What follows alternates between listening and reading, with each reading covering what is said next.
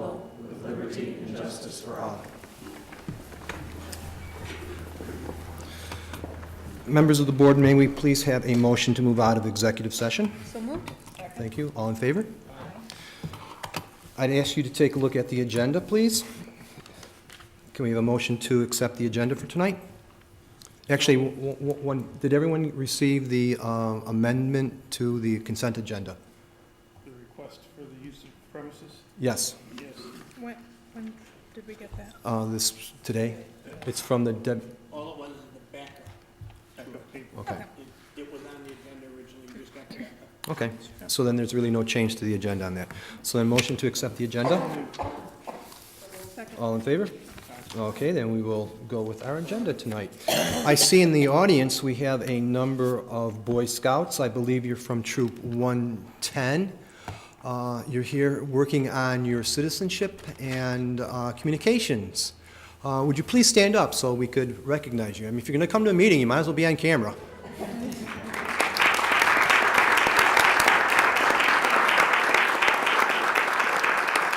Now, I believe, Boy Scouts, you have an event this Saturday? Is that correct? Do you want to say anything about it? We can put you in front of a microphone. No?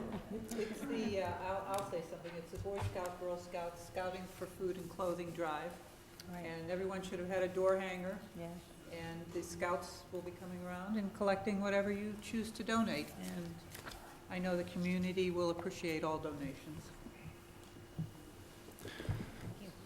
I also hope you like math. We're going to hear math today, so thank you. If you have any questions, feel free to contact any of us, and we can fill you in on the details. All right, we have an opportunity. If there is anyone in the audience that would like to address the board, we'll give you the opportunity. Seeing none, we will move on to our liaisons. And hello, students. Thomas first, or Schrader? Sure. We decided maybe possibly change it up with Schrader first, but we'll stick to the usual, Thomas first. Good evening, board members. Spring has sprung. Though the weather is not indicative of the season, Thomas's activities, sports, and clubs are revealing their springtime activity. Music in our schools month has been quite eventful. In addition to the school concerts, our musicians have been selected to participate in the New York State Honors Band in Syracuse, New York, and all-county musical festivals on the Eastman stage. This month is culminating into the performance of the school musical, The Wiz, which will have 4 performances starting this evening through Saturday. Having seen the previews, I can report that it will provide a show-stopping array of performances. Many of our teams are celebrating victories at regional events and are preparing for state and national competitions. Among them are our Odyssey of the Mind team, who were victorious and are now preparing for states. Mock Trial team is advancing to the county finals at the federal courthouse, and Speech and Debate team had several members qualify for nationals. Our Math League came in 4th place at the All-Star County Math League, and a team member will continue on to the state meet. Sparks Robotics team took 2nd place at the regional meet and is headed on to Ohio to compete. Our school celebrated Pi Day, which was March 14th, coordinating with the number 3.14, which represents pi. Students designed t-shirts to wear that day, with the best t-shirts from each class winning a pie from Cold Stone Creamery. Our Titan Care team is continuing its work on the PINK, People in Need of Kindness, and Paid Forward initiatives. Just this week, the combined fundraising efforts of Thomas and Schrader have culminated into $11,000. The check was presented to the West Webster Fire Department. What started as a paid-for initiative by Mrs. Clark resulted in a greater than anticipated show of support and donations.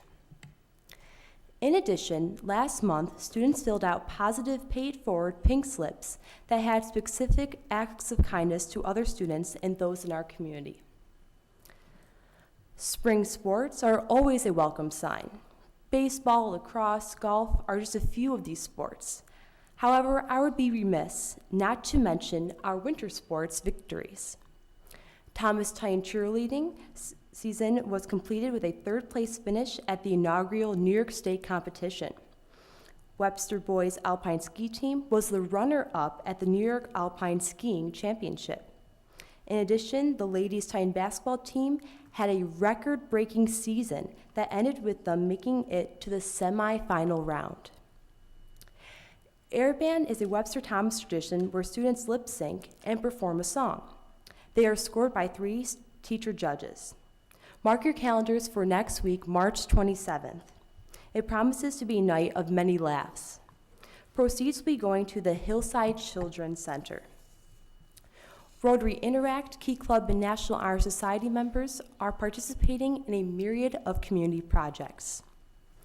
Our Tyne community is truly jumping into spring with many old and new initiatives. That's it for Thomas. Now I'll pass it over to Schrader. Good evening, board members. As we near the end of the third quarter, the students at Webster Schrader are keeping busy. Many students have recently begun their spring sports seasons, while others are beginning to study for AP exams. In addition, many seniors are making college decisions and applying for scholarships. On March 10th, 180 Webster Schrader seniors and 18 staff members traveled to New York City for the senior trip. There were numerous activities planned for the students, including a trip to the Empire State Building, a New Jersey Devils game, a tour of the 9/11 Memorial, time at the Museum of Natural History, an NBC studio tour, and even a Broadway show. Both the students and teachers thoroughly enjoyed the trip, and it allowed the senior class to become even closer as we represented Webster Schrader in New York City. We are very thankful to the chaperones and all those involved in planning the trip because it was an experience that we will never forget. Last Friday, the Webster Schrader Student Council held its first ever Mr. Schrader pageant. This pageant featured several male students from Schrader who applied to be a part of this competition. All proceeds from ticket sales benefited the West Webster Fire Department's Scholarship Fund. The pageant included various rounds of competition, including performing a talent and answering questions, where the students competed for points from the staff-filled judges panel. The winner ended up being junior Jeremy Calkins, who won $100 for his great performance. We were happy to see the school come together for this humorous night of entertainment. The speech and debate team found huge success this past weekend when they finished the season as league champions. 10 hardworking students qualified for the Speech and Debate National Competition, which will be held in Philadelphia in May. In addition, 11 students will be competing in the first annual Upstate Championship in April. We congratulate the team for their dedication and accomplishments. As we look forward to spring break, the students at Webster Schrader continue to work towards excellence in all areas. Thank you. Questions or comments from the board? Lauren, make sure you congratulate the cast and crew from your drama club. It was a Thank you. good performance. Thanks. Thank you. And let's hear from Marie now on the PTSA. Good evening, board members, Superintendent Bavard, and other attendees and guests. PTSA groups within Webster Schools have been busy this month, helping to organize and run book fairs, science fairs, and other learning events. Families have also enjoyed the tremendous musical talents of our Webster students by attending concerts and ensembles highlighted during this Music in Our Schools month. In an effort to further recognize the talents in our community, Webster Central PTSA will be sponsoring its annual Community Arts Day on Saturday, April 20th, from 10 a.m. to 4 p.m. at Webster Schrader High School. The theme for this year's reflection program is Believe, Dream, Inspire. Students can enter in the categories of film video, musical composition, visual arts, literature, dance choreography, and photography. This is a day filled with fun for the whole family and also a great way to showcase all of our Webster Schools talents. Entries in the Reflections program, artwork, as well as dance and musical performances can be seen throughout the Schrader Building. The Community Arts Day Committee works with all 11 schools to get volunteers from parents, students, administrators, and board members to make this event successful. The Webster community also helps with generous donations, and we are appreciative of that. This event is free and open to the public. After the event, Webster Central PTSA distributes funds to each building to be used for future cultural arts activities. We hope you can join us. Thanks. No pressure on you, Fritz, but being new to the board, there was signups already for Community Arts Day, and, you know, let's serve lunch from 1 to 3.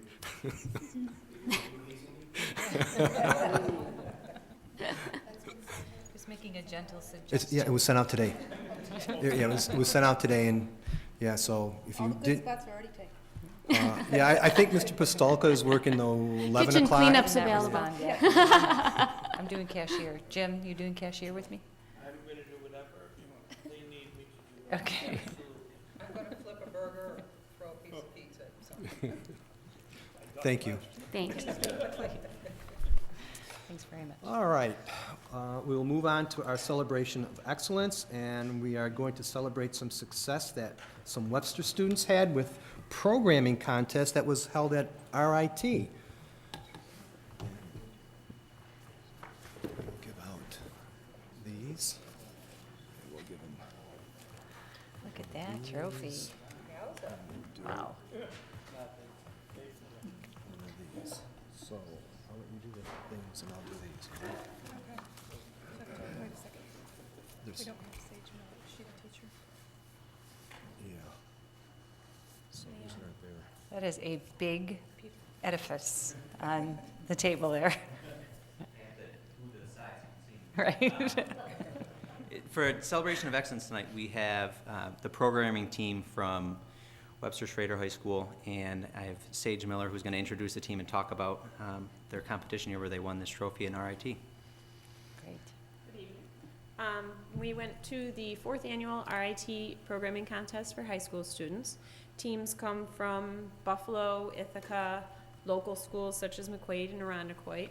This year, Schrader was able to take 3 teams of 3 students. At the competition, they have approximately 3 hours to complete as many of the 8 programs as they can. The winning team this year got this beautiful trophy. It's a trophy that gets passed on, so the plaque shows the winning teams from the previous contests. The winning team consisted of Liam Smith, to my right, and Zach Lyons, and Peter Wood, who's ill this evening, wasn't able to attend. And they correctly solved 5 problems. There were 2 other teams that also solved 5 problems, but they solved the 5 problems in a shorter amount of time than the other teams.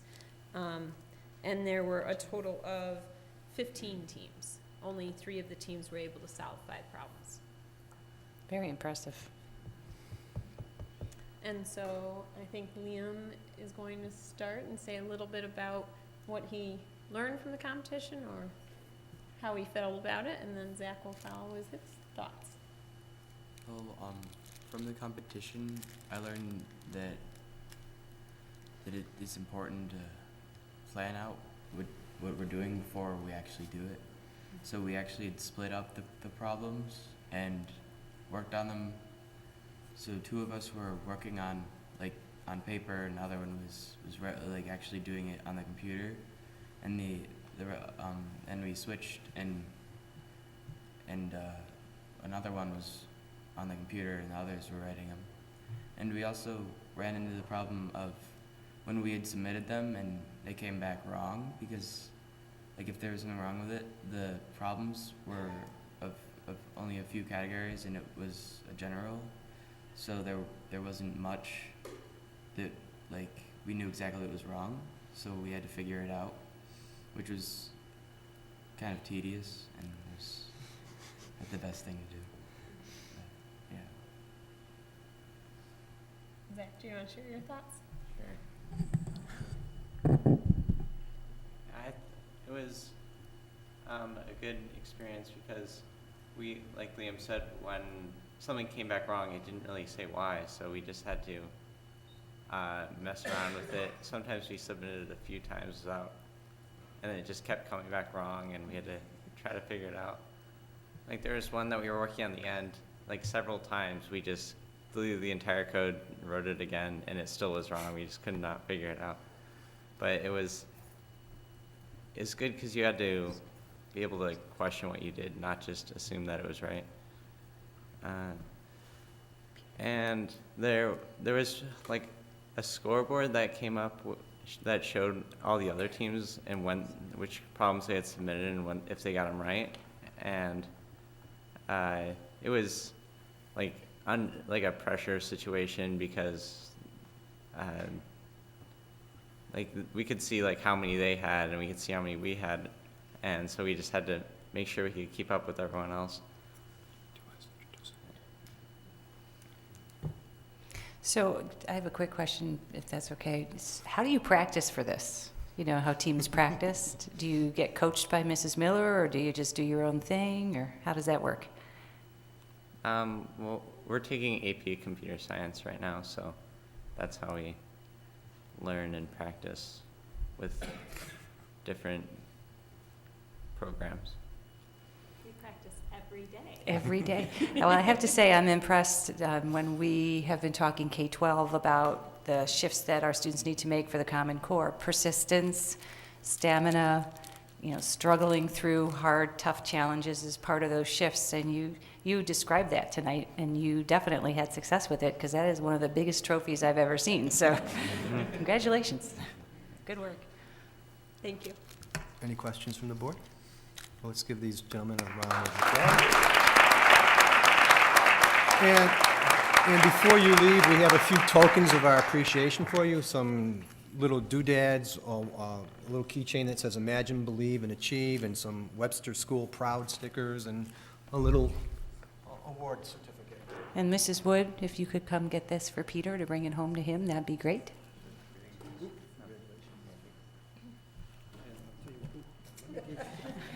It's one day. Persistence, Mike, stamina. One to Peter, two for me. Oh, okay. Thank you, and you get one of those, okay?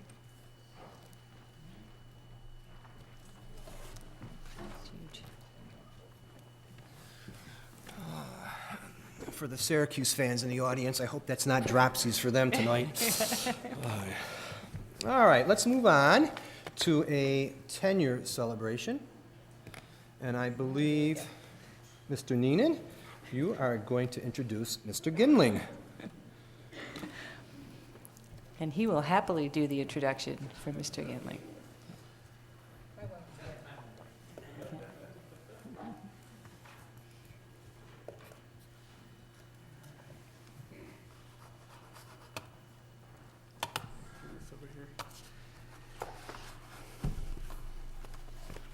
All right, good evening, everyone.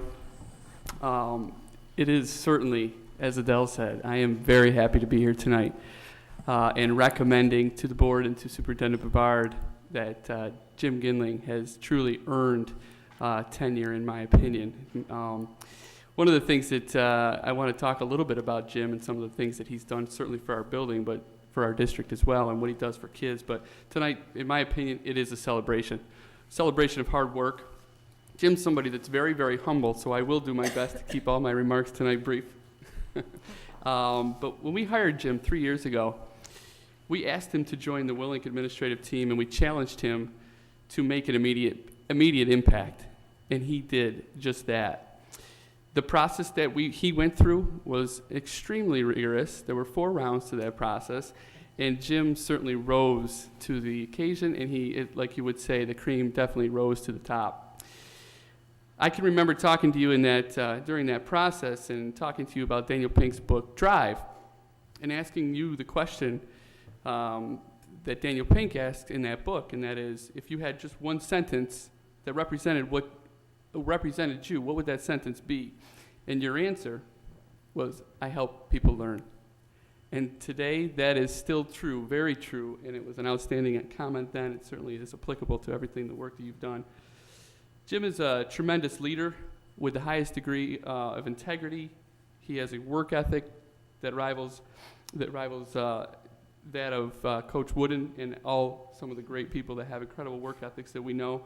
He's a student-first administrator, a student-first teacher, and certainly a student-first educator.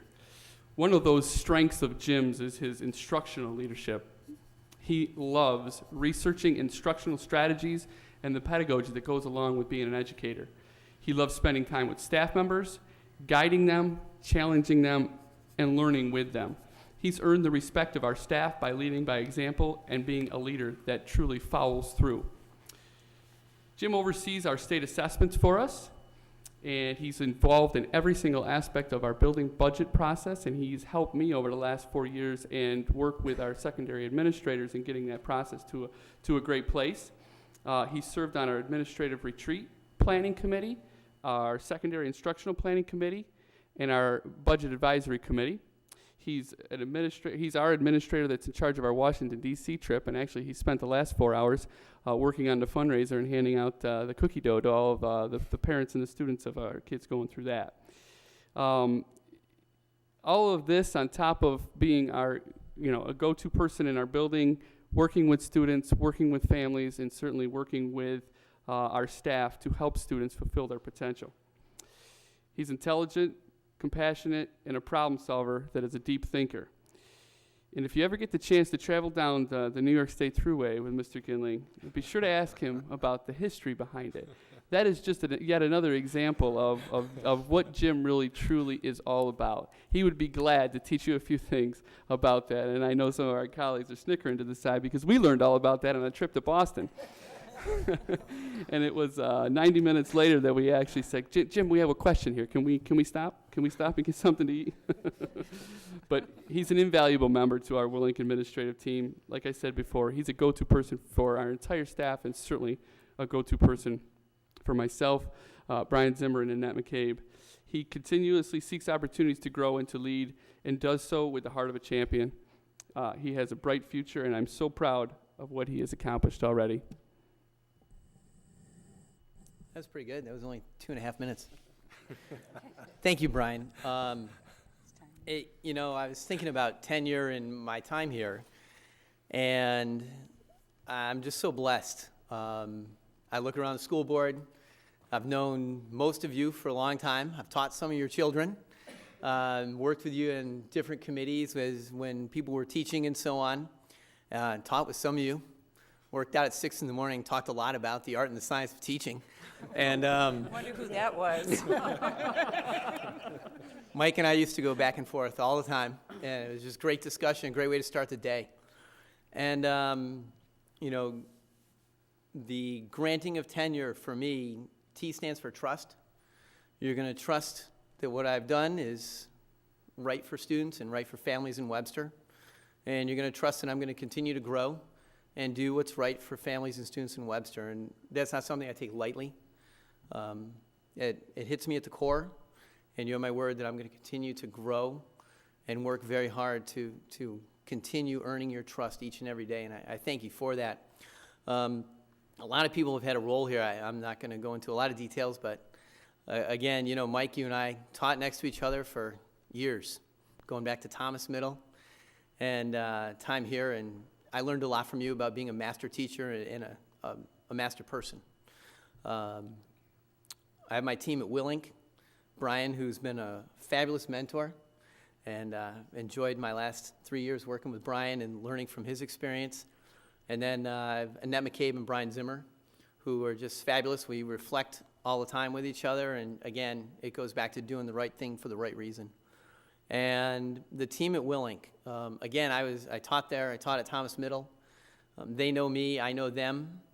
We know each other's strengths, we know each other's weaknesses, challenges, and we help build each other up all the time. And I can honestly say I would not be here without those people as well, because they were the ones that kept pushing me and put their faith in me when I went through that interview process to help lead that building. And that speaks volumes when your own colleagues will support you in your endeavors. Superintendent Bouvard, I remember when I started this program at U of R, you signed off on it, you supported me, and all through the process, and I still remember that interview in your office where you asked me about the sentence, and I thank you for encouraging me and working with me and helping me grow. It means a lot. So I just want to say thanks to everybody in it. It means a lot, and I look forward to continuing my career here in Webster. Thank you. Very good. I have a couple gifts that we just want to follow along with this tradition. We got them a nice gift bag. It's also a reusable bag, because I know you're a very practical person, and your wife will like that. It's beautiful. We'll Nice start pattern to off it. with one of the things that you get to know about Jim is Jim loves almonds, and he likes to eat almonds whenever he's in a mood where he just needs some nutrition to help him puzzle through or problem solve through. But I thought, you know what? Chocolate almonds would be a good step for you on those really challenging days. We also know that Jim is a huge Yankee fan, and he loves his coffee in the morning, so there's a little gift of the Yankees. And then Jim is about, like we said, helping people learn and growing. And so we got the book for Jim, The 15 Invaluable Laws of Growth by John Maxwell. Perfect. So there you go. Congratulations, Jim. Very proud of you. Thank you. I'm dying to bust your chops, but I I'll know be- you are.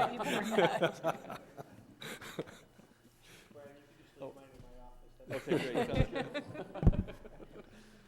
Are we all set? Yeah, right. Congratulations, You're all Jim. set. All right, yeah. Congratulations. Thank you, everybody.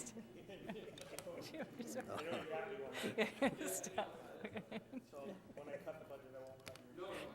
You know, Brian, just remember, you just had to listen for the New York. I went to Washington with them, so I had to hear New York, Pennsylvania, Maryland.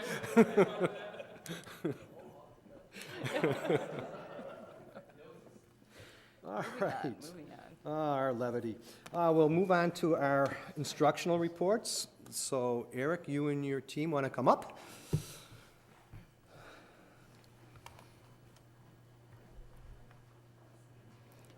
Welcome, math people. So excited to have you here tonight. As I hope the board has recognized, as we highlight an instructional department for the content reports, we're now trying to also highlight an achievement of that department in a celebration. So our computer science was our celebration, and our math department is ready to speak. So good evening again.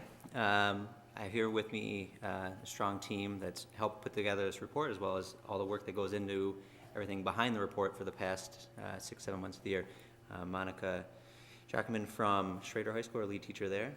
Barbara Rich, our lead teacher from Spry. Kurt Mangos, our lead teacher at Thomas. Andy Mitchell, our lead teacher at Willink. And Jim Bear, the administrator for math and assistant principal here at Spry as well.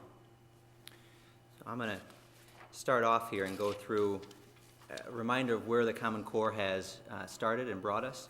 And thinking about the Common Core, we've heard about the 6 shifts in math through New York State for the past few years.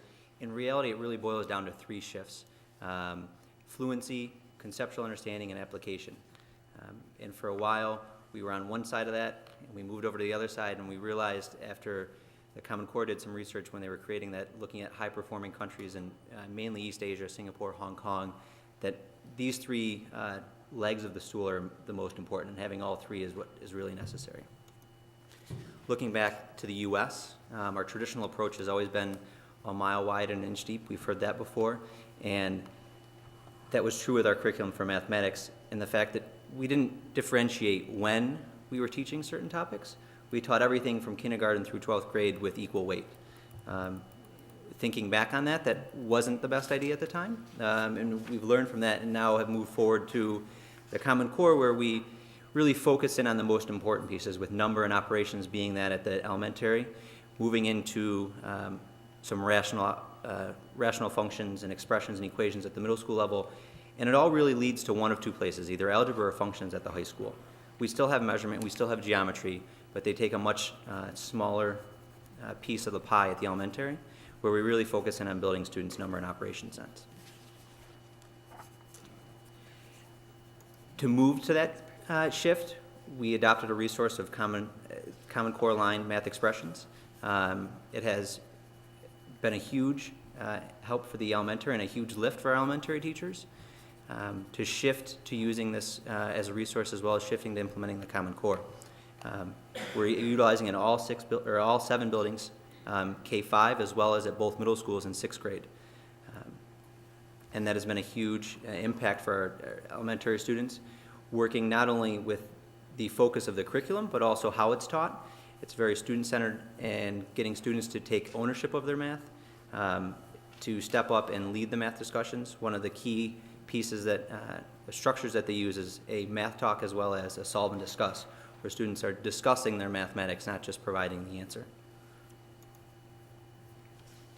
And our work within our PLCs has been so important this year.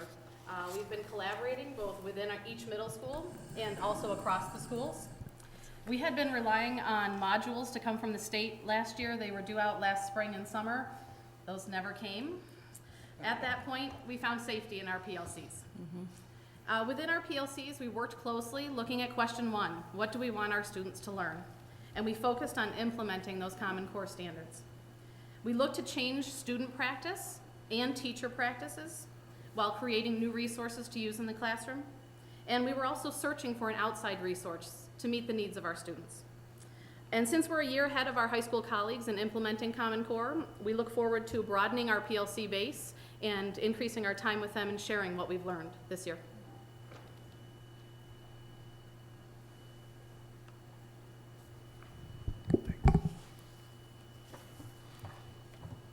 With part of the math work we're doing and middle school, a STEM connection, and I've been fortunate to work with the technology department in both buildings and especially at Spry as well, looking at a coherent curriculum and trying to increase our middle school students' readiness for computer programming and AP computer science at the high school.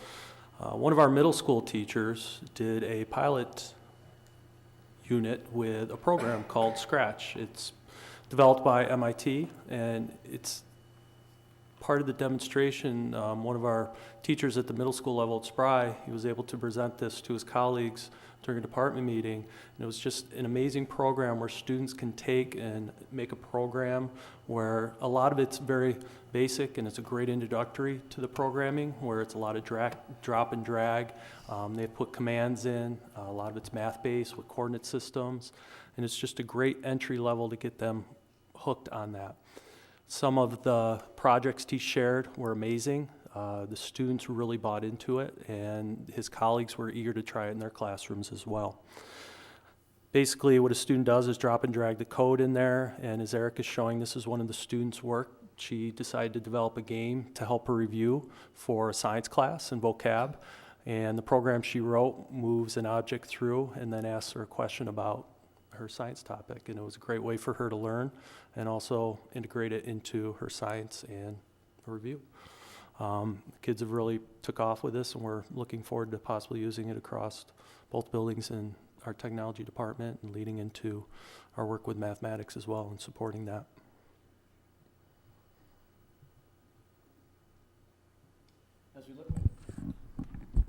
As we look ahead towards the high school, Barb's already kind of alluded to the fact that there wasn't a lot of support moving into the new core from New York State for the elementary teachers as they're implementing what's going on right now in middle-level teachers. The high school is in the same boat, and we look forward to working further with our middle school teachers to help us transition into that Common Core, especially since we're implementing it at the algebra level, and they're teaching algebra also at the middle school. To prepare ourselves, though, we have done some work in-house. One of the things that's been an initiative in the high schools is to identify the fact that I know we've all heard of, that kids who score 80% on their state exams are the ones who tend to be college ready and be successful in college. So instead of just have every child just pass algebra, our goal now is for everybody to at least get an 80. We were able to identify some upperclassmen, 435 between the two high schools, who hadn't reached that goal. We were able to get 191 of them into review classes and to come back to take the Regents. 44 of them ended up with an 80 or better, which will be on their transcript as they apply for college or to go on to careers or maybe go into a military type path. And we actually had some success also. We had 58 kids who were 78, 79 right in there and just about made that. To help improve that in the future, one of the other investments that you guys have helped make and our buildings have made is that algebra teachers, which I teach, are now have additional time in class where we're actually setting aside a portion of our time. I call it Fraction Friday. And we look at just numbers and numeracy, and we experience with numbers and play around with factoring and try to get kids a little more of the number sense that I think the Common Core is going to push and implement as kids come through with that type of a training. But that's going to help us, we hope, bring our high school students on board, and hopefully they'll all make their 80% this year. Also at the high school level, we've seen an increase in the enrollment and how many students are taking AP math classes. And one of the paths to get them there is based on teacher recommendations, students could double up on their math courses. We have a whole section of math students at Schrader that are also taking geometry as well as Algebra 2 at the same time, to get them to be accelerated to take an AP math class as a senior. And then on the next slide, we've also seen an increase in the number of students in the middle school level who are challenging themselves by taking algebra at the 8th grade level, which should open their schedules to take an AP math class their senior year as well. So as we think about this in a growth mindset, you're wondering why there's a bathroom picture up there. Because 1/3 of Americans would rather clean their bathroom than do a math problem.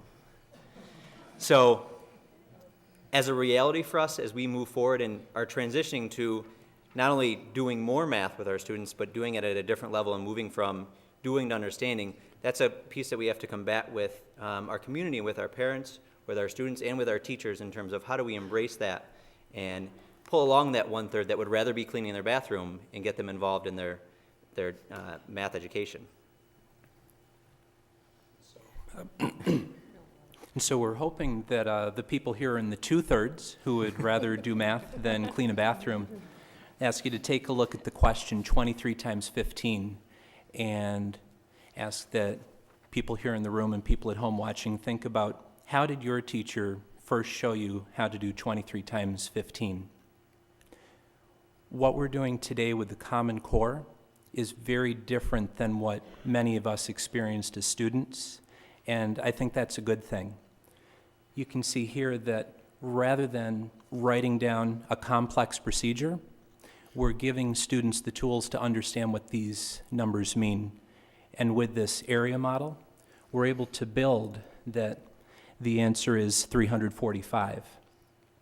Another important thing to note is that this process transfers up to the high school level. When multiplying that algebraic expression, you can use exactly the same process. One of the great benefits of implementing the Common Core is that we are able to bring a level of understanding that isn't there when all we expect of students is following a process and a procedure. By being able to think through problems, we'll have more teams win programming competitions. And I'm really excited about these changes. We do understand that this applies some additional responsibility on us as educators to communicate some of these changes with families and with the community, and we are always available for those conversations. And we really look forward to working with our community members to help everyone move forward with this initiative.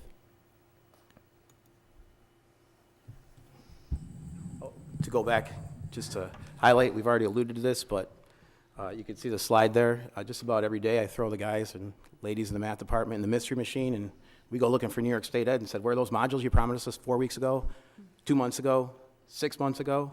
And all I keep hearing on the back seat is, ruh-roh, Raggy. You know, so you could see that normally this time you were planning ahead towards next year, and it's very difficult at this point in time to go ahead with that stuff. However, I think this summer we're going to have some focus work and be able to at least get our collective talents here in Webster and move ahead as ourselves and hopefully forge a path that leads away from Monroe County and the state. So as we think about what Kurt just said in terms of, it's almost like we're working with a fog in front of us, and we can't see the whole road in front of us. We can only see a little bit.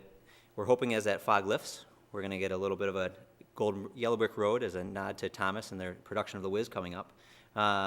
And we've got a path from elementary to middle school through to our algebra right now that we feel is pretty solid, and we're very confident with that. And once we have some direction and we understand what's going on at the high school a little better, we're going to look to build that pathway at the high school. What's a little bit different as we look to build that pathway through to Algebra 2 is it's not going to be one yellow brick road. We're looking to build multiple pathways that may lead students in different directions. So not every student's going to be expected to take AP Calculus, but there's certainly opportunities for students to take the AP Computer Science, the AP Statistics, looking for other avenues and other courses that may not be traditionally in a high school math sequence in terms of and working outside of that box and still getting to college and career ready. What does that look like for students? As Andy alluded to, as we transition to going from doing mathematics to understanding mathematics, we understand that this is going to take a partnership between us and the community. One of the things that we are certainly doing is using our collective talents within Webster, but we're also going outside to everything within the state and using Engage New York. There's great resources on there for parents and community members. We've also used the PTA material that's been provided at the national level. That's been an excellent resource for our parents and community.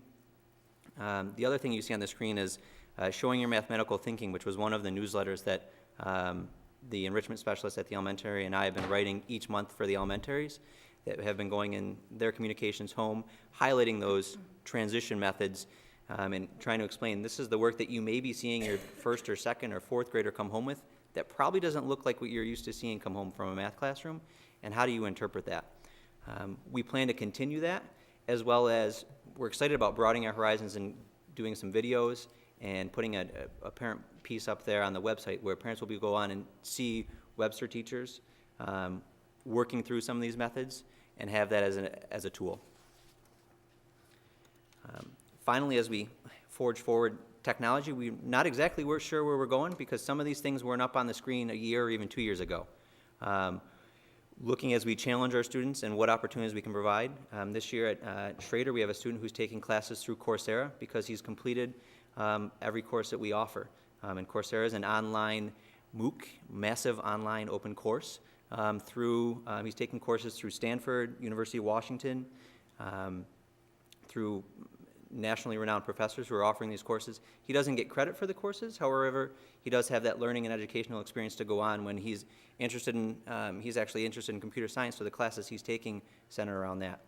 Looking at the Khan Academy is another place that we are able to offer some experience to students that they might not be able to have in the classroom as just another tool, as well as the calculator piece. The TI Inspire is something that our high school teachers and our middle school teachers have been working hard with to try and see where's this going and how can we make that a great tool for not only instruction, but for our students to learn going forward, because most likely, if they're going to do math, it's probably going to be on a calculator, as much as we want to have those foundational skills. I got a master's in math, and if I got to do a division problem, I pull out a calculator. So we want to make sure they have that, as well as be able to do the complex calculus and derivatives and stuff that they have to do in those courses. So that is our report, and we'd welcome any questions, and thank you for your time. All right, Lisa, we'll start with you. A couple of questions. As you talk about college and career ready, we have at least one course that you get MCC credit for. Is there more than one? Is there a vision for more? We have 2 courses right now, pre-calculus and calculus. The calculus is either an MCC credit or an AP credit. We're looking at those in terms of what we can offer. MCC is some ways helpful, other ways they're not. So it depends on what we want to offer. They're not willing to offer anything less than pre-calculus right now, Okay. Although we continue to work with them to see what we can. Sure, great. And then I wonder about our conversations with our colleges in general, both what we're sharing with them as, the students are applying for colleges, they have a perception or a barometer of our school district, and it seems like we're stepping it up. And I'm wondering if we're telling them, and I also wonder if we're hearing back from them in terms of the applicability of what we're doing to those college applicants. I don't know as we've heard specific feedback from colleges right now. I know that we have one of our AP Stats teachers at Thomas was just invited on a panel with MCC and a couple other area colleges, I believe, to speak on what he's doing in his class and how that's connecting and trying to build that bridge between the high school and the college. So we are participating in that discussion. And again, we talk with MCC every spring about where that's going to look. I just wonder if there's value in talking to even those admission counselors that are hanging out in the library. I've received some information from our local counselors who speak to admission counselors, and I can tell you that the one thing they say is most impressive on a college application is to get kids into our AP calculus. They see that on a resume, and that really stands out. So great. It'd be nice to get some more kids into AP with a statistics course also, I believe. Thank you. Janine, any questions or comments? Laura? No, but thank you for your report. Fritz? Thank you for the work, especially at the high school, where you took that population of students that did not score an 80 on that assessment. We talked about at the board level the importance of that, and obviously those discussions with those students had to take place in the trenches. I think that, at first I kind of was like, what are we doing here? And then, to be honest with you, now it's led to conversations with my freshmen where I'm saying, guys, this is the expectation, and this is what the data shows you. Let's do it right now. You know, we're here together. We got 4 days out of 4, you know, on our schedule. You got to get this 80. And so it's allowed me to take kids maybe that we're content with, you know, just passing and say, look, this is the reality. These are the numbers. And it's not just coming from me saying your college professor is going to expect this. It's a push that's internal, and everybody's doing it. And I personally enjoy it because pushing kids, you know, and having them stretch take APs is great, but what about the kid who doesn't? Well, you know what? Let's push for that 80 because that's gonna impact your life in the future. So I'm looking forward to it now as I see it move forward. Yeah. Tom, any questions or comments? Just, first of all, thank you for the report. A couple of things that I heard tonight. Don't wait for SED. Do it on your own. We're already on the commissioner's stump speech. I've heard it several times. I know Adele has. They've come out, they filmed us. He applauds our PLC work that you guys talked about. I had one question, though. The 44% that you were able to move up in that one discussion, I think, Kurt, you mentioned it in some of the statistics you had. Do we look for common theme, common points in that PLC work to say, where is a point of potential weakness that we need as a group to try to strengthen so that more children can get to that 80% level? I think that's true. I think the investment with the freshman level of the extra time, data has shown over the years that number sense is one of those things that we could use a little more of.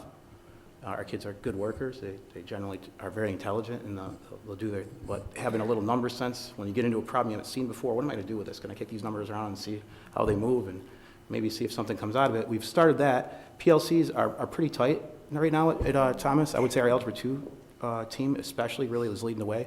They have got a wonderful website. They use common materials, and I think their experience of working together for the past few years has really benefited and been a model for the rest of us. Our freshman team has just come together in the last few years. We got a few people that are going to be there together, and we're looking forward to working together. We meet constantly and talk about philosophies and numeracy, and with this additional day, or the additional time in the algebra, that's becoming our focus. What are we going to do with this? What do we want kids to get out of it? So I believe that the work we're doing there, this year we're kind of laying some groundwork, see where it goes, and I think we know what we want to do, but we're looking forward to what the data says at the end of the year so that we can formalize that work a little bit more. If I can have one follow-up there, and thank you. Is that a multi-level discussion to be able to go back to say, you know, the number senses you talked about, things of that nature, where that's supposed to start versus where you're trying to take them from? Yeah, I can respond to that. We have found that number sense is a significant potential for growth at the middle level, and we've also observed that in the data at the elementary level. It seems as though everything in math builds upon, do I know what a number is? What's bigger? What's smaller? And that goes all the way to pre-kindergarten and kindergarten preparation. And so this really is a system-wide pre-K through 12 conversation, and we're united on this. As a district, we know that this is very important for our students to meet that college and career readiness standard, and we're in it together. Okay, thank you very much. Just one question. How many of our kids are taking AP Calculus? I believe right now it's one section. One section at Right now we have Thomas or one Schrader? section at each, and then we have 2 sections of MCC calculus at each. So it's 6 What's sections. the difference between, I'm sorry, what is the difference between AP Calculus and MCC Calculus? We're looking into that. I mean, there used to be a bigger difference. Right now, we're realizing that they are coming closer together. So we're looking at the possibility of, can we have 6 sections of AP calculus within the next couple of years? They used to be more different than they are now. So, right now, there's 3 sections, so that's like 75 kids? Yeah, in each school. Yeah. At each high school, so 75, okay. Great, The MCC dual credit's fairly new to us. yeah. So I think we're starting to see how it melds with our AP, and then we can maybe meet some Right. common goals at the same Yeah, time, so. that makes sense. Might as well kill 2 Right. birds with one stone. Great, thank you very much. Adele would like to comment on that, too. Yeah, as I've been listening to the report, I'm thinking about a learning walk that Dr. Sheen and I did at one of our elementary schools, and we went to 3 second grade math classrooms. Now, second grade is the second year of the math expressions instruction and the shifts to the Common Core. And in one classroom in particular, I mean, in all classrooms, math is completely different than what we've seen. And last year we saw it, and it was a struggle because it was something so brand new, and I think I talked about it a little bit, and that's where we got the practice makes progress tagline was from that struggle. And we know that struggle sometimes is good because that helps us really deeply learn things, get from that short-term memory to that long-term memory when we have to struggle a little bit with learning. So in this second grade classroom, it was so inspiring because the students were totally in charge of their learning. They were doing their fluency, and there were students leading other students in the fluency and the problem solving. The teacher actually got to the point where she was literally in the back of the room, and 2 students were leading the work in the front of the room, and other students were participating, sharing their thinking, talking about math, and it was, I thought, the future is looking bright here. If this is the second year of math expressions and the students have come this far and they're in second grade, wait till you guys get them, and it's going to be really I mean, as scary as it is that we don't have anything at the high school level for Common Core realistically, the work that's being done below us is what's really, I know, is going to benefit me in my classroom. And as a parent, I have daughters that are, in 6th grade and 3rd grade, and seeing what they come home with now, I'm pretty impressed with. In fact, I took a couple pictures and sent it to my Gmail so I could use it in class. excellent. So, yeah. Yes. And hearing what that too is just Yeah. encouraging, really. Yeah, it was really exciting. We're responsible for educating our students, but I want to just comment on working with the community. We hear, not a lot, but we do hear that parents are frustrated with helping their child with math homework. So the question is, how can we help the parents? Because the attitude the parents have has got to affect the student. One of the things that our PLCs have done is that my notes, for instance, and example problems and things that I do are posted on a website at the end of the day. Kids have access to that, parents have access to that. So communicating in that way with what is your child seeing in class is something that's becoming very common. Our Algebra 2 PLC, our Geometry PLCs are now posting things so that all those notes and stuff can be accessed at home for additional resources. And as I said earlier, one of the things we're looking at, the K-5 and the K-8 level, where those daily notes aren't the same as they're at the high school level, is looking at how we can engage parents in that conversation. Right now, we've been using the newsletters as one avenue, looking at the videos as another avenue, looking at also an opportunity for a parent university. Can we set up some parent nights, whether it's within a building or even at a larger venue that's been successful here in the past? Can we take that model and use it to help them understand and see what's going on in the classroom so that they can answer that question of, how do I help my child at home? Because that's really the question, is how do I help them? And in some ways, the simple answer is, don't tell them the answer, but to have a conversation with them about the problem. But we still need to have them involved with that conversation and to know what's going on in the classroom. Well, you were probably warned that I'm a Khan Academy fan. How? Reverse lessons are something that some teachers are experimenting with now, and I'm quite intrigued about, where children will come to my class and they'll do their problems in my classroom. I can support their work there, and then I can have a 10-minute or whatever presentation on the smartboard that actually they can link to it at home and watch at home. Their parents could watch that presentation too. And then when they're actually doing their work, instead of being with their parents, they'll be with me. Now, I haven't personally used that yet. Mr. Fagan has used that a couple times with one of his enriched classes, and I find that very intriguing because I really feel that the biggest thing is it's a skill, you have to do it, and if they go home and they can't do it, we're not getting any practice. And I try to get them as many touches as I can in class, but we're limited in time and to be able to do that. So it's something I'm going to look forward to trying to do at least a little bit next year, some reverse lessons, where you know, they'll go at home and their job that night will be to take a skeleton note like they might have in class and to watch my presentation and do a few things. And then they're gonna come in class and they'll have my support. So they can actually be more like a math lab versus like a classroom where there's more instruction. And to build on that, Khan Academy's biggest strength is reinforcing basic skills. It's an important tool in a math teacher's toolbox, but like anything else, it's not a silver bullet. We still need teachers to be able to provide those opportunities for second graders to have mathematical conversations. And that's something that I don't ever see technology replacing. But again, as another tool, as another resource, because so many students are connected, it's really important that we look at everything available to us to help our students understand mathematics better.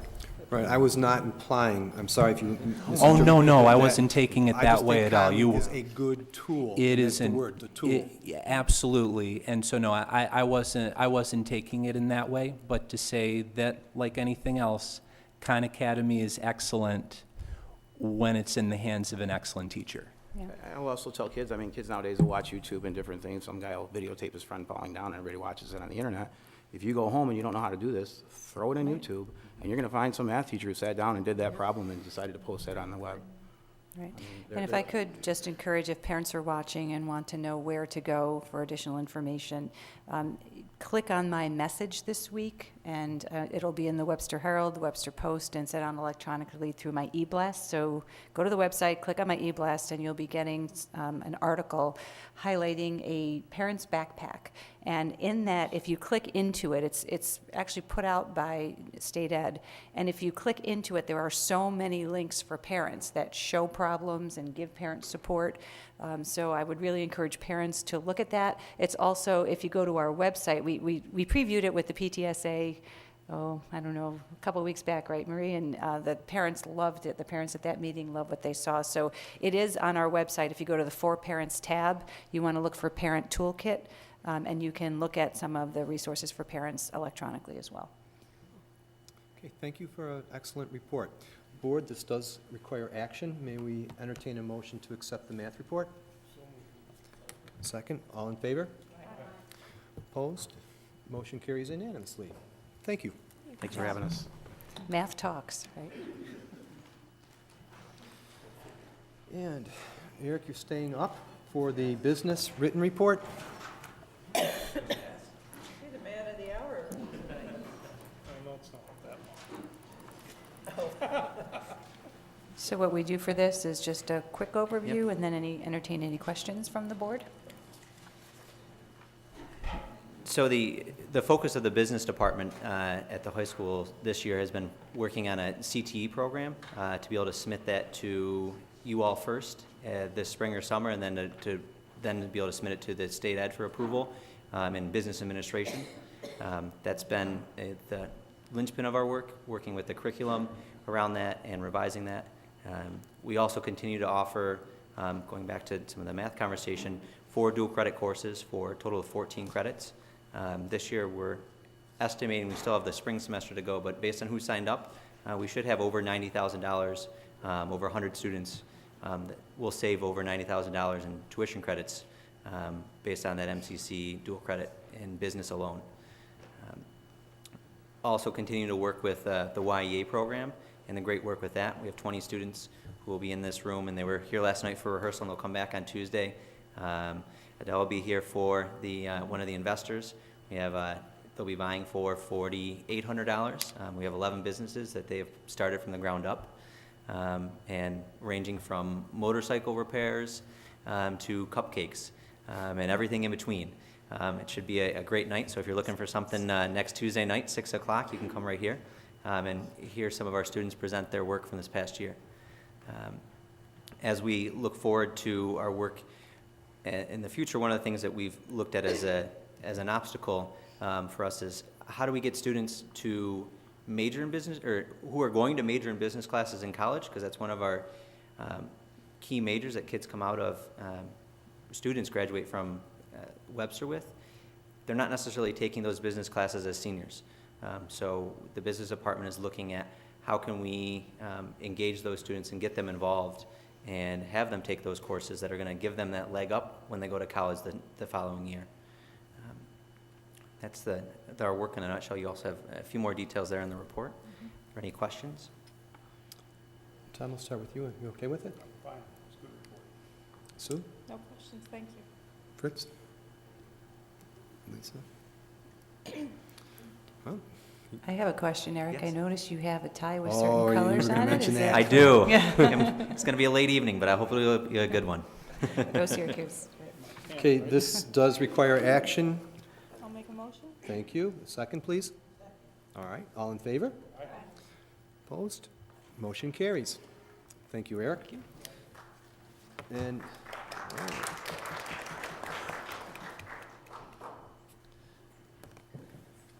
and fine arts. Fine arts. STEAM, right, instead of STEM? I appreciate that, I really do. Thank you very much. The focus of our report is how the Arts Department helps our students to achieve the board's first education goal, and also, in particular, looking at the area of building college, career, and community readiness is defined by the Common Core and also by the Core Arts Standards, which will be coming out this year.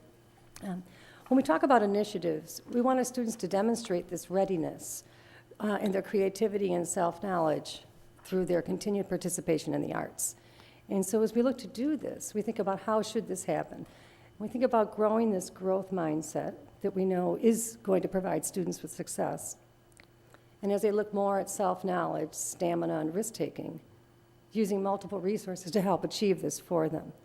So we've looked more and more through the lens of continuous improvement, one of our core beliefs, and exploration and innovation, and thought about how are we using technology in new ways to advance this.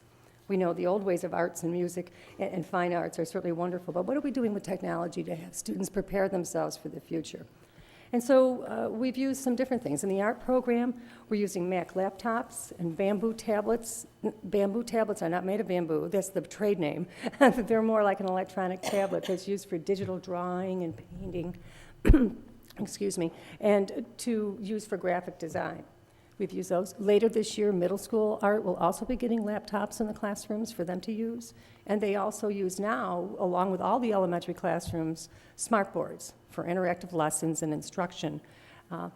In the music program, grades 1 through 12 probably use technology almost daily. When we think about students that are using it for self and peer assessment, we think about sight reading and using things like Smart Music, a program, Finale, another program, and Audacity, where students can see and hear back what they have played when they sight read, or just do any kind of preparation, and they can make corrections based upon that. So they're actually leading their own learning through using those kinds of software products. We have recording equipment in all of the secondary ensemble rooms, which allows teachers to immediately record something the whole group has played, and again, for students to be able to give feedback and correct on their own and make plans for that. So we have student-led discussions and correction and collaboration. Elementary students use smart boards as they do in the art classrooms, and this has enabled teachers to be able to kind of ship through the air their digital charts and music to help us with having common curriculum units for students to study. We feel that achievement, another area of what we've looked at, is fostered when students embrace challenges for their own personal growth beyond the school day. Much like how do we answer question 4? How do we enrich and extend learning for students? We have a good amount of evidence in this area. When we think about the art students, the visual art students in the district, over 107 students applied and entered artwork into the Scholastic Art competitions. Over half of them received awards, and 2 of them received additional portfolio awards for their work. 22 students submitted work to the annual RIT show, and currently we have 20 of our high school art students displaying work in the very first annual Arts and Cultural Council gallery event, which is, we're sharing space with 2 other districts, and this has been generously supported by our superintendents. There is a closing, not an opening, but the closing. They're there for the whole month, but the closing itself is this Saturday if you're not busy with many of the other events going around this month.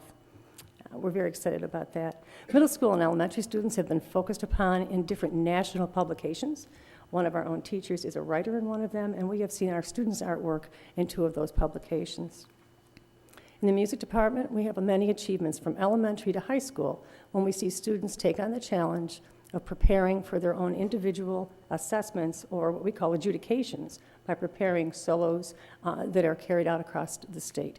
These students, we have had over 300 of them named to special honors ensembles in the county, area, in the state, on the Eastern Seaboard, and this is exciting for students, and it certainly speaks a lot about how they challenge themselves, in many ways. One of our students at Schrader, Yifan Kong, was honored with winning the RPYO Competition Award, where she gets to she competed already, where she gets to perform by herself with the RPO as backup at one of their concerts, and this did occur earlier in the month of March. Okay. We're kind of excited about our marching band. We have over 90 students in it, and you all heard from our high school senior, Hannah Harrison, who was inducted into the Army All-American Marching Band. And this is the initial year of our new program, the Kidettes program, which we're opening to 5th and 6th graders, and they're a bit excited. So we have students at all levels pushing themselves. In order to see students taking on growth activities, the teachers have to model this, and we're really wealthy in that area in all of the arts. In our visual art department, we have teachers hanging their own work in shows and galleries, which is where our students see their work. They present sessions at state and national conferences, and they host student teachers from all over the state, not just in our area. And two of our teachers, and I know you know their names, Bill Stevens and Todd Stahl, were the first annual award winners of the RIT Annual Teacher Award. And that speaks volumes for what their students learn to do by watching their teachers. Music teachers model these growth activities too. And many of them do the same things. They host student teachers, they present at national conferences, they act as conductors in ensembles across the state and the nation. We have one who is an AP music theory reader. Many of our teachers volunteer as leaders in our organizations that present students, for competition, and they volunteer time in other ways. And we have one teacher this year who's received a special award, and that's Amanda Tierson at Schrader High School. We're really excited. I've never seen anyone in this area receive the award for the Yale Distinguished Music Educator. And just recently we were told of another award that we've had before. Excuse me. And we're very proud because it's the Best Communities for Music Education Award. And when you talk about being community ready, I think the community is ready for music too. And we share this. It's a reciprocal agreement, and we're very proud of our community who has helped this award continue to come back to Webster. And of course, of you who support this. Excuse me. But we have obstacles, and I would say the biggest obstacle facing our fine arts department is maintaining our focus on our unique learning experiences that help our students achieve this readiness and this creativity. We're working on keeping the main thing the main thing. In previous years, you've seen our work in developing assessments and common practices that let us have a really wide-ranging look at what students can do instrumentally by using our Watkins-Farnham assessment. This gave us very deep and analytical data that told us programmatically how well we were doing. Lately, that's become too cumbersome for the New York State arts assessments. And so we're working to find ways to keep our commitment strong to being able to develop this for students while still adhering to all of the regulations that we will need to do. But we're also excited because our future work now entails a whole new venture, and that's looking at and adopting the future new core arts standards. These are being developed right now with an eye to alignment with Common Core values, not just the Common Core itself. And they're focused on the three main artistic processes: creating, performing or presenting, depending on the art you're talking about, and responding. And we know that these will stand students in good stead in any future endeavor. The writing of the standards is currently in process, and they'll be released for draft and for look over the summer months. And then in the fall, they'll be available for having districts pilot test them. They will include embedded assessments for all grade levels and all arts areas, which is very impressive, and will make their usability very high. There'll be opportunity to field test, and I know we're thinking about that here. We're really proud of the strong influence that our district has had on the formation of those standards, and we're looking forward to using them. I think that's about what we wanted to tell you about where we are with the arts. I know it's been a long month in March, and we're not done yet, and it's a great month for the arts, and all arts, as Youth Art Month and Music in Our Schools Month is happening. So anything I can answer for you, I'd be glad to do. Questions? You reference the creating, performing, presenting, but what's intriguing is the responding component. Is that focus to be on art appreciation and just as an audience member or an individual? That's one way to look at it, Janine. One of the things it can do also is talk about what does response actually entail. At a young child's level, a written response probably isn't appropriate to either a piece of artwork or music because they aren't writing at that point. I'm talking 4-year-olds. But of course, as we get older, that's one of the ways it does attach to Common Core values. Beyond that, it can have to do with response through creating something. Response is a funny category because it crosses over into the other two. So I think we'll find a lot of ways to embed that in what we do here. Terrific. Tom?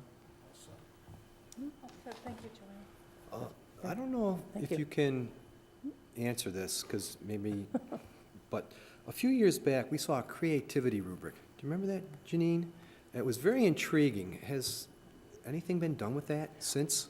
Look for that in the National Core Arts Standards. We're kind of pushing that along a bit. Those are really around those dispositions we talked about, you know, around the idea of risk-taking and around self-knowledge and stamina and students' response to ambiguity. What do you do with that? And so we're looking at that and being able to assess, you know, those dispositions, but they aren't always just about content. So there's definitely work being done with those things. Good, thank you. I do want to highlight that Johanna's been part of the state and national conversation about the art standards. Do you just want to briefly say what you've been doing? Sure. They've looked for geographical representation for the national standards, and there were 10 people chosen for the music standards. And of course, that's my background more than the visual art, and it's been an amazing experience to work with people on that. You will see Webster work in these standards, and that's what's just so, it's, wow, it's very exciting. It's something that our teachers have helped develop. The creativity piece, Mike, that you asked about, I brought to the table as something our departments have worked on. So again, it's been the permission we've had to explore and take these risks, and we've talked about that at this table as well. And I think these are great ways that we keep bringing back here. We're seeing that we're in the right space. So it's exciting. Good. Thanks. Thank you for the report. Sure. Board, this does require action. May we have a motion, please? And we have a second then? All in favor? Opposed? Motion carries. Thank you. Thanks so much. Thank you. You are welcome. And we'll move on to our superintendent's report. Okay. So as Johanna mentioned, Amanda Tierson has been named the Yale Distinguished Music Educator. So with March being Music in Our Schools Month, I find it fitting to open my report this evening by saying how Webster Schools proud I am of our veteran music teacher, Amanda. She spent 27 years imparting life lessons and a growth mindset through music education in our district. Amanda is the music lead teacher at Webster Schrader, while she currently teaches wind ensemble and 9th grade band. She also teaches Music Education Practicum, a course which she created, which is created for high school students who wish to become music educators. So congratulations to Amanda on this honor, and we wish her well as she heads to Yale in June to participate in the 2013 Symposium on Music in Schools at Yale University. So I'll be very excited to get a report when she comes back, because that is just a wonderful venue. Amanda was one of the first teachers I met coming into the district. We kind of had a music in common, and I remember how welcoming and warm she was as I was new to the district. So I'm also excited to share with you that Webster has just been named, as Johanna said, as one of the best communities for music education, designated such by the National Association of Music Merchants Foundation, or NAM. As a community, Webster has achieved this distinction for 8 of the past 10 years. Webster was named as one of the best communities for education as a result of an annual survey that acknowledges schools and districts across the U.S. for their commitment to and support for music education in schools. To be named one of the best communities means a school and community are dedicated to access and high standards in music education for all students. Now, this past weekend, we're switching gears here, was a big one for Webster Schrader's speech and debate team. You heard this from our student liaison, as it finished the season as league champions. So this qualifies 10 of our Webster students for the Nationals held in Philadelphia over Memorial Day weekend, and we've put their names up here, so if you see these students, please congratulate them. They worked hard for this, they practiced hard for this, and I am so impressed with the articulation of these students, especially when you get into the extemporaneous speaking, which I'm having a hard time doing tonight, categories, because talk about creativity. You just get a topic and you've got to talk. And I just find that fascinating. So I'm very proud of them. Congratulations to this articulate group of Webster students and their advisors. And it's personally rewarding for me to report all of these achievements of both our faculty and students to our community. I also think it's important to note the diversity of Webster students and their achievements this year. So there's so many success stories written every month. It seems like every report that I do, there's some new kind of commitment, and sometimes daily we're getting reports of our student achievement. Throughout our district, at the beginning of the year, we challenge students to stretch themselves and to reach and stretch just outside of their comfort zones. And we know that helps students realize our goal of getting kids college and career ready. It builds stamina, and it helps students benefit, participating in academic experiences that challenge them and ready them for life beyond high school, a life that may involve college or further career training. So we're fortunate to be personally invested in a district. You've heard those stories tonight, and we try to bring you those stories every meeting of this district, which provides support and encouragement to our diverse and dynamic student body. And speaking of our student body, our youngest learners are the focus of my next school news item I'd like to share with you. Applications continue to be accepted for Universal Pre-Kindergarten Program, and they'll be accepted through March 28th. If we receive more applications than spots we have available, the district will determine placement by the lottery system. So applications can be found on our website's homepage, and we're showing you our homepage now, websterschools.org. Also, full-day kindergarten registration is well underway, and information regarding registration is also available on our website. So for our youngest learners, if you are a parent of a student of that age, please get the form, sign up, or call any of our offices, and we can assist you in signing up and registering for those programs. So finally tonight, I want to finish my report with another update of information at your fingertips. I'm happy to announce that in addition to our website and Facebook presence, you can now check out a site devoted exclusively to the 2013-14 school budget. We're showing this on the screen. When you visit websterschoolsbudget.com, you can explore everything having to do with the preparation of this year's budget, including the good work of the Budget Advisory Committee. There's a budget overview, there's frequently asked questions. It's a tremendous resource for the entire community as we work together to make a financial plan for the upcoming year. So this is something new that we're trying this year. It was a recommendation of the Budget Advisory Committee, and we would just encourage you to go on and search around because that's information right at your fingertips. Another online note, the district now has our own channel at youtube.com/WebsterSchoolsProud. Be sure to visit and discover how Webster success stories are being shared with an online audience. And we have that also on the screen that has all of our reports that we've been working on, all of our Webster Proud little videos, and we're starting to have a presence on YouTube, which is kind of fun. And that ends my report. Good question. Yes. Budget.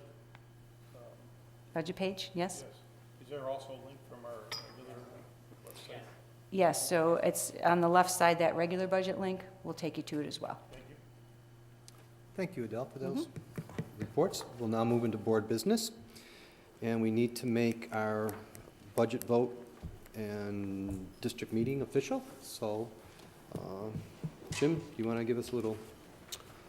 Yes. Tonight you have the resolution for establishing the vote for May 21st from 6 to 9 p.m., 6 a.m. to 9 p.m., Webster Schrader Gymnasium.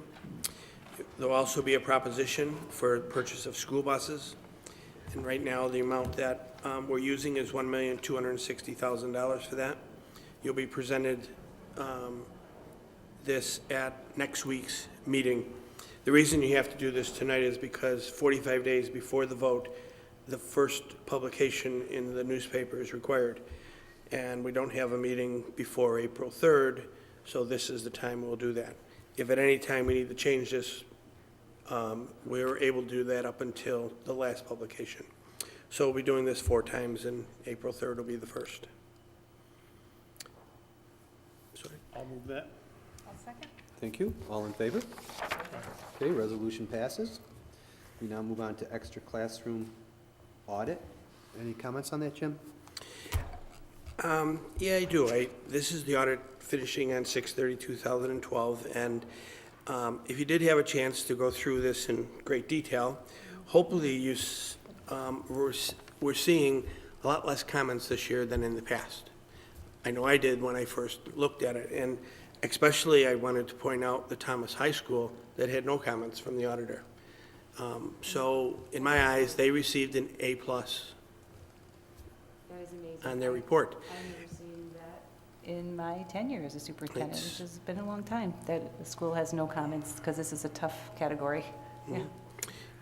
Some of the comments are very minor in place. I mean, the general ones that they made about numbered receipts, and we've talked to them about that in the past, and we had receipts, and we've been using them and pre-numbering them, but we'll be buying pre-numbered ones as those run out, and that has taken place.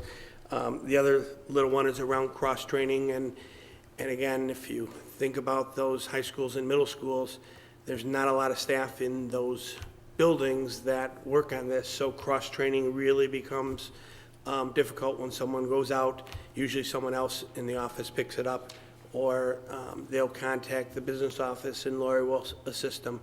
So we'll be working on that.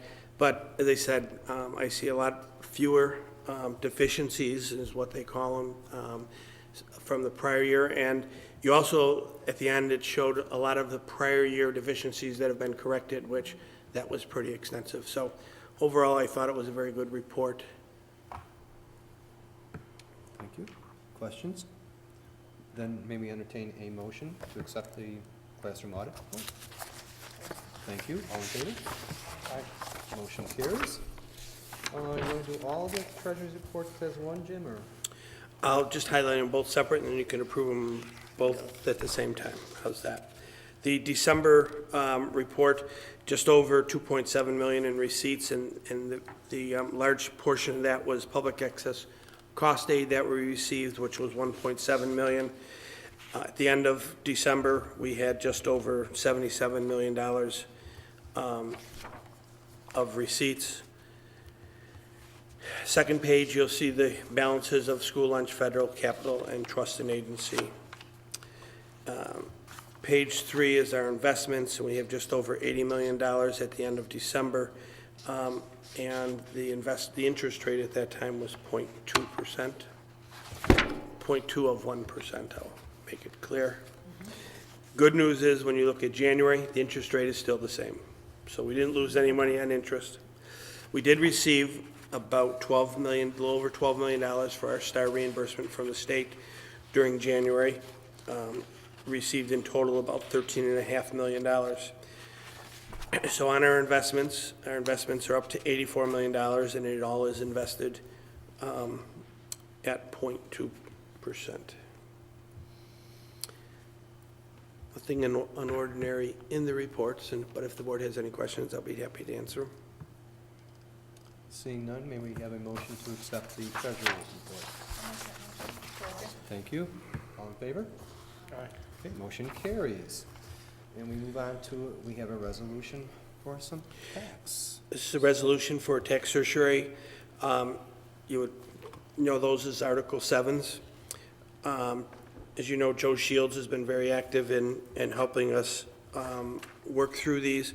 This is a settlement with property called 2225 Empire Boulevard. It's a settlement for the tax year 2011, 12, 13, reducing the assessment from $580,800 to $435,000. There will be a refund with this, about $5,800 that at year end we'll take from the tax certiorari reserve. It is recommended by Joe Shields and his office, and I would recommend to the board to approve this so we can settle this claim. Does this require a roll call vote? It does not require a roll call vote. just requires Movement and vote. movement and a vote. I'll move that. Thank you. All in favor? Okay, motion carries. Thank you. We move on to an easement at Plank North. Yes, and the last is an easement. RG&E had been in contact with us, and along the strip of land on the east side of Plank Road School, which will be actually right along Plank Road, they need to run some gas and electric lines. This is very common. It doesn't interfere with any playing fields. It's actually on the east side of the sidewalk, so it doesn't even, it's not even within our fence line. I would recommend that approval of this, and we'll have, with the board president signing it and move this forward.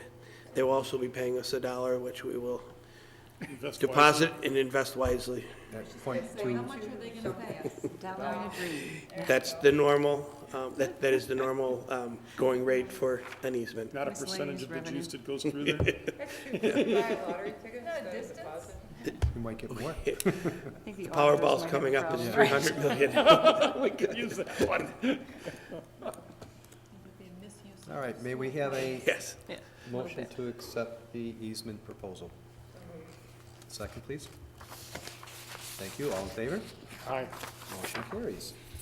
We move on to our old business, which is reviewing some policies. Yes. Thanks, Mike. We have one policy. It's a second reading. It's policy 2050, and it's parent, student, and teacher organization. There are no changes from the first reading, and again, we're adding language right from the mission statement from the National PTSA policy. And yes.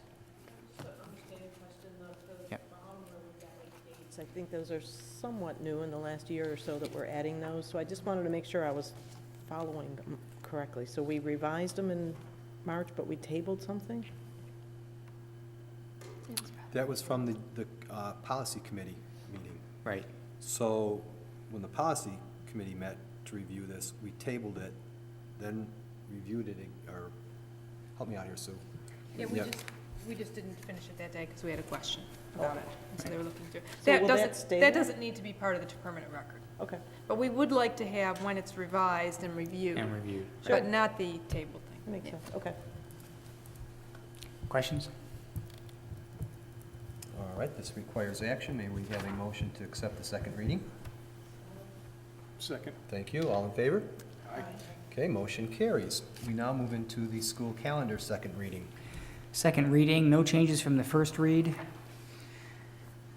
The highlights of this calendar: teachers will begin the last week in August. Students begin on the Tuesday after Labor Day. We will have, because Christmas and New Year's Day are on a Wednesday next year, we're following the BOCES calendar recommendation of 2 full weeks of Christmas break. Maybe we can go somewhere warm. And Warmer place, yeah. And actually, Laura, as an aside, I did try to do that, and I was told by my mother that I am not to leave for Christmas. I am to be at the house on Christmas Eve. So, yeah. I wouldn't want to mess with that. No, I don't mess with my mother. Anyway, Yeah, but you could leave the next day. yes, we could, on the 26th. That's right. Yep. And there will be. You can see that next year the graduation will be on June 29th. Which is about as late as it's going to go. I mean, but again, Regents Week is late next year. It's pushed back to the last week in June. Questions on the calendar? All right, then we Okay. need a motion to accept the second reading of the calendar. And a second, please. Thank you. All in favor? Aye. Motion carries. We move into our school liaison reports. Would anyone like to start tonight? Okay, Lisa? From Spry, the Teacher and Staff Appreciation Luncheon, May 6th. They're looking for volunteers. You can stay tuned for emails and in the newsletter to sign up for that. There's also just a friendly reminder to folks who would like to receive the PTSA updates. There's a way to do that on the website so that we can flesh out that list for communication as well. Fritz, anything? Janine? Laura? Tom? Just quickly, on February 26th, I had the opportunity to go to the K-Kids induction ceremony, which is the student version of the Kiwanis Club at Schlegel Road School, and it was wonderful. The kids did the whole ceremony. They planned the whole thing. They gave each other awards. It was just a really nice event. And these kids, you know, volunteered and did community service, just like the Kiwanis Club would do. So it was a good experience. And this Saturday is a beautification fair, and they're raising funds to beautify their cafeteria. So Schlegel Road, 10 to 4 is, and it's basically crafts that people are bringing in, as well as some projects that the kids are doing and selling as well. Thank you. The Plank North PTSA met last night, and those in attendance heard about the Parent Toolkit found on Engage New York. Plank North has their science showcase this Saturday, and Plank North is presently going through a parent engagement survey with the emphasis on communication and support at home, which kind of runs with our strategic survey that we will be giving out later this year. I also attended the Science Olympiad, so I'd like to congratulate Spry and Willink. They both finished in the top 3, and science teacher Nicole Montone was named Science Coach of the Year. So that was nice. And I know it's over, but congratulations to both Spry and Willink. They raised over $8,000 for the West Webster Fire Department at their benefit basketball game. It was fun. It was fun. All right, we'll move on to our Monroe County School Boards Association. Tom, do you have anything from steering? Actually, I did go. We had a presentation of the 2013-2014 budget. It was approved by steering. Now it'll go to executive for approval. The budget increased by 0.46% or 0.5%. Dues will be increasing 0.16%. Actually, for Webster, it's going down because it's a function of budget to budget change. So ours will be going down 0.13%. A few dollars. So Actually, we're gaining more money. that was the steering committee.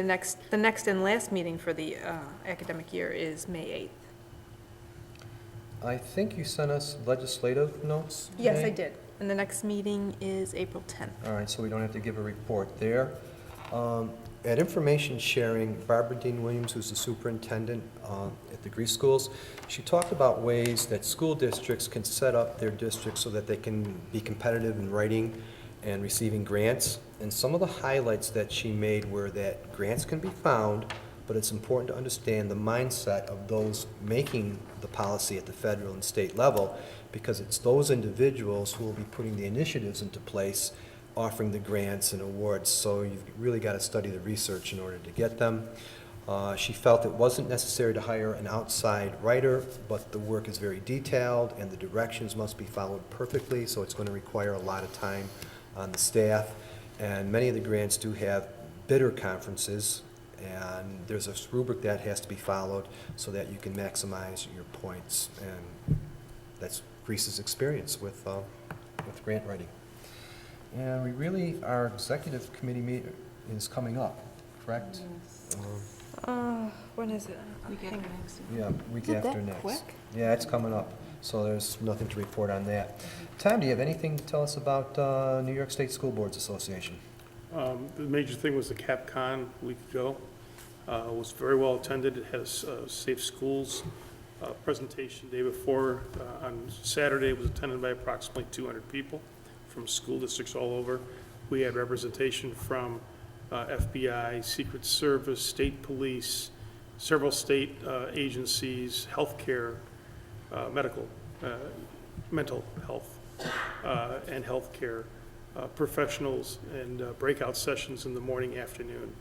we have received unbelievable reviews that this should be repeated at the NYSBA convention, so that there's some breakout capability for people to pick up, especially districts that may not have the wherewithal to have some of the things we're able to at the moment. Can I just make one comment? If you have it at NYSBA convention, then plan for a huge crowd, because you know how sometimes those rooms are small and they go, I could just see that being of great interest. Yes, okay. Thank you. And then as far as the presentations up on, at the Capitol building, we were able to see almost all the representatives at the state level, both the Assembly and the Senate, meet with some of the staffers. It was very well received. Again, the timing was right because they were just finishing the discussions between the houses, and we were actually able to get in there and make a few important points that were seemed to be received well, and hopefully we'll see that when the budget comes out in a couple of days, the approved budget. That's all I have to report. Thank you, Tom. Janine, anything on audit? We already did that report today. Sue, do you want to mention anything on policy? April 8th at 8 a.m. is our next meeting. April 9th. I'm sorry, 9. So what? Well, it was April 9th at 8, so you... You're right, I got it, sorry. Transferred 8 them. to 9. And you're bringing food. Lisa, anything on budget advisory? The group met on March 11th and did a fair amount of work on the newsletter processing, and we'll do some more at the next upcoming meeting as well. And Jim and Carmen Adele also spoke to some of the reserves and helped them to get some grounding and some understanding in the reserves and the projection of revenue. We had, at that point in time, there was some cutting news in terms of what might be happening at the state level, so we were able to share that with them. And I think this group this year, as has been in the past, is very engaged, very energized towards trying to learn and to try to help. Thank you. We'll now move into our consent agenda. Among other things, the consent agenda includes minutes of our meetings, our personnel actions, recommendations on the Committee on Special Education, use of facilities, and cooperative bids. May we have a motion to accept the consent agenda, please? So moved. Second? Second. We got it? All in favor? Aye. Thank you. Motion carries. Before we entertain a motion for adjournment, I don't see our next, we have to remember, our next budget meeting is Wednesday, not Thursday. So, yeah, I got page 2, but nothing's there on it. It says adjournment. Oh, thank you. Yep, so it's next Wednesday, so please don't forget, if you show up Thursday, no one's here. Budget advisory on Monday night. On Monday night. Monday night. Thank you. May we entertain a motion for adjournment, please? So moved. Second. Thank you. All in favor? We are adjourned. Good night, everyone. The executive.